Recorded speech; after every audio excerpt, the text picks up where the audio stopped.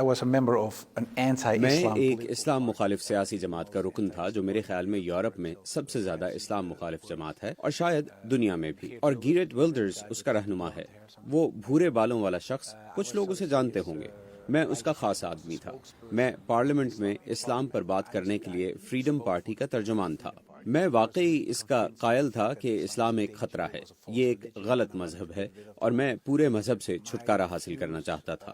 اسلام کے بارے میں میرے خیالات میں میری مذہبی تعلیم و تربیت کا بہت دخل تھا، کیونکہ میری پرورش ایک بہت سخت پروٹیسٹنٹ مذہبی روایت میں ہوئی تھی۔ ایسا نہیں تھا کہ میرے والدین مذہب کے بارے میں بہت سخت تھے، لیکن میں ایک طرح کا پڑھاکو لڑکا تھا، لہٰذا میں نے بہت ساری کتابیں پڑھیں۔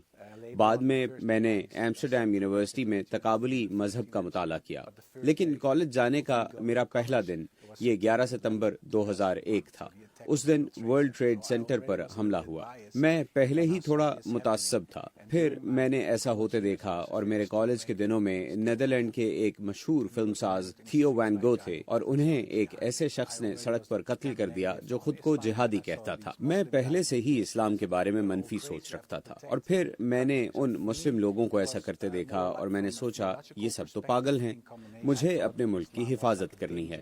میں سمجھتا تھا کہ اسلام نیدرلینڈز کے لیے، یورپ کے لیے، بلکہ پوری دنیا کے لیے خطرہ ہے، اور میں اپنے ملک سے اسلام کو مٹا دینا چاہتا تھا۔ اس میں اسلام کے تمام ظاہری نشان شامل تھے، چاہے وہ حجاب ہو یا قرآن یا اسلامی اسکول۔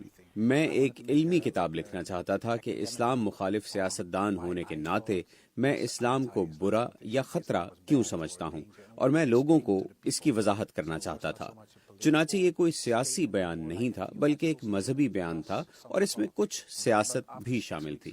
لہٰذا میں نے ایک کتاب پڑھنا شروع کی، اور پھر دوسری کتاب، ایک مضمون، پھر دیگر مضامین۔ چنانچہ آخر میں اس نے اسلام کے بارے میں میرا نقطہ نظر بدل دیا، کیونکہ میں نے تقریباً 2 اسلام دیکھے، ایک اسلامی روایات کے علماء کا اسلام یعنی اصل بات، لیکن میں نے مستشرقین کا اسلام بھی دیکھا، اور یہ بیشتر 2 مختلف مذاہب جیسے لگے۔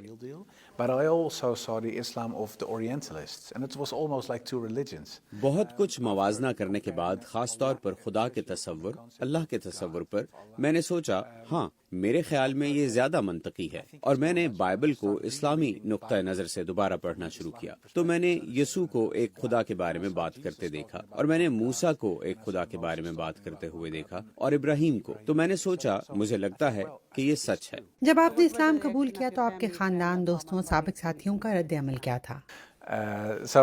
زیادہ تر لوگوں کا رد عمل منفی تھا، اور خاص طور پر وہ لوگ جنہوں نے میری حمایت کی، جنہوں نے مجھے ووٹ دیا، وہ بہت غصے میں تھے۔ مجھے 2000 سے زیادہ جان سے مار دینے کی دھمکیاں ملی، اور لوگوں نے برا بھلا کہا، گلیوں میں چلائے، اس طرح کی چیزیں ہوئیں۔ میں ان لوگوں میں سے ایک تھا جنہوں نے ملک میں یہ اسلام مخالف ماحول پیدا کیا۔ تو ہاں، یقیناً مجھے رد عمل ملنا تھا، سو وہی ہوا جو ہونا تھا۔